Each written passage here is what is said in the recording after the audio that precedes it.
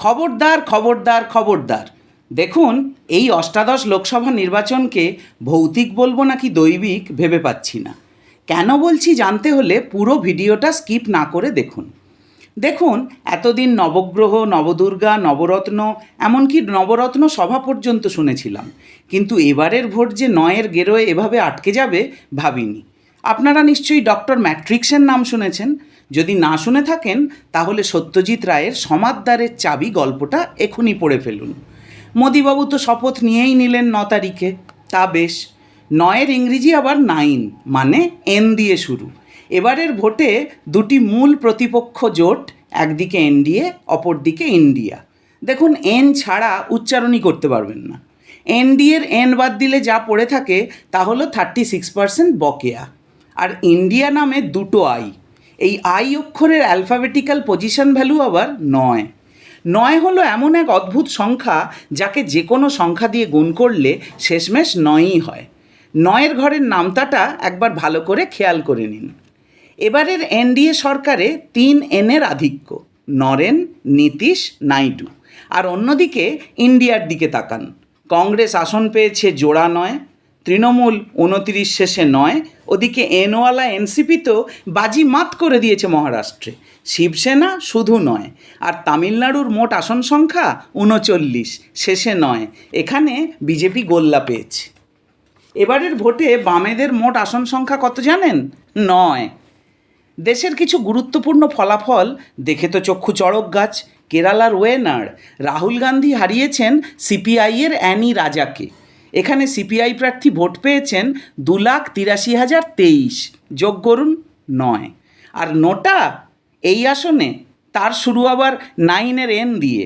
নোটায় vote পড়েছে 6,999, অর্থাৎ আবার সেই 9। কেরালার হ্যান্ডসাম কংগ্রেস প্রার্থী শশী থারুর জিতেছেন তিরুবনন্তপুরম আসনে। ভোট পেয়েছেন 3,58,155, সেই 9। চলে আসুন তামিলনাড়ুর 39 নম্বর কন্যাকুমারী আসনটিতে। ঠিক ধরেছেন, এই আসন সংখ্যার শেষেও 9। যেখানে প্রধানমন্ত্রী ধ্যানে বসেছিলেন সেখানে কংগ্রেস প্রার্থী জিতেছেন 1,79,907 ভোটে। যোগ করুন, সেই 9 পাবেন। আসন পশ্চিমবঙ্গে। এবার যা দেখবেন গল্প নয়, সত্যি। আলিপুরদুয়ারে বিজেপির জয়ের ব্যবধান 75,447, কষলে পাবেন 9। 29 নম্বর আরামবাগ, তৃণমূলের জয়ের ব্যবধান 6,399, শেষে 9। বহরমপুরে অধীরবাবু ভোট পেয়েছেন 4,39,494, শেষমেশ সেই 9। বালুরঘাটে সুকান্ত মজুমদারের ব্যবধান 10,386, শেষে 9।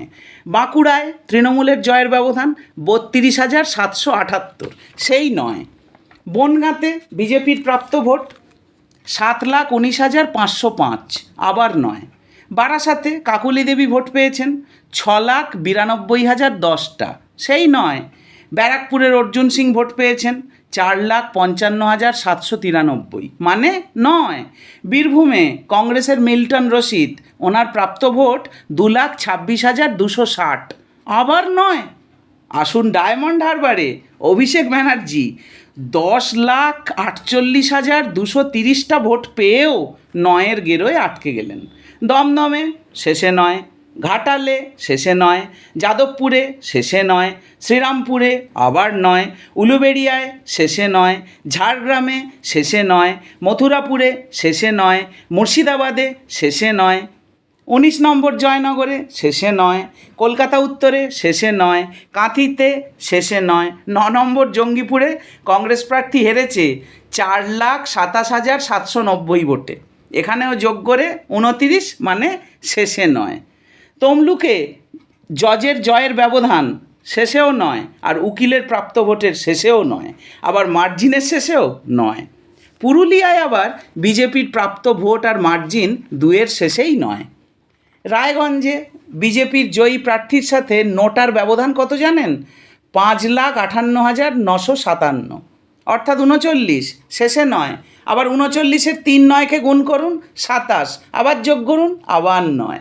রানাঘাটে আবার বিজেপি প্রার্থীর জয়ের ব্যবধানের শেষে ডাবল 9, আর তৃণমূলের প্রাপ্ত ভোট 5,95,497, মানে 39। যোগ করুন 27, আবার যোগ করুন 9, এখানেও 9। 39 নম্বর বর্ধমান দুর্গাপুর, তৃণমূলের জয়ের ব্যবধানের শেষে 9।